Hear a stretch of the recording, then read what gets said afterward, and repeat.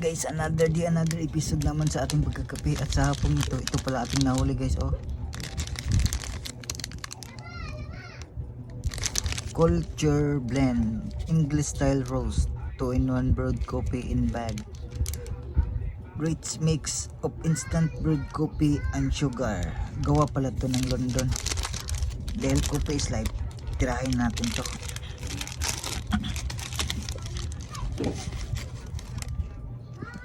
Wow, ganito pala yung guys, oh. Wow, buhos na natin.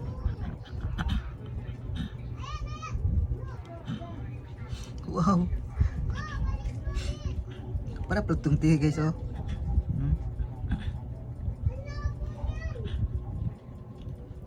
Wow, ang ganda naman ito.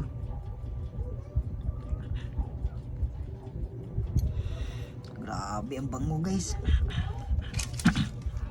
Tikman muna natin kung anong lasa nang hindi natin nilagyan ng asukal. Matabang siya guys. Kailangan ng asukal talaga. Grabe. Bango niya guys. Galing pala tong London kape na to. Lagyan natin ng konting asukal.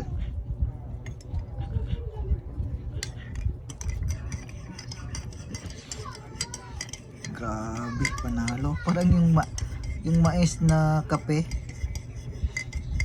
Yun ang kaamoy niya guys. Grabe.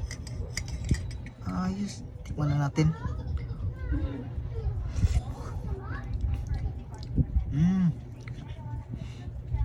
Grabe, the best. Panalo talaga. Taas muna natin. Tikman na natin guys kung anong lasa talaga nito. Grabe, panahalo talaga guys. Pang imported talaga yung lasa. Grabe, panalo. Kakaibang lasa niya guys eh. Kakaiba. Kakaiba talaga. Ngayon lang ko nagatikim ng ganitong klaseng kape guys eh. Galing sa London. Ito guys, oh.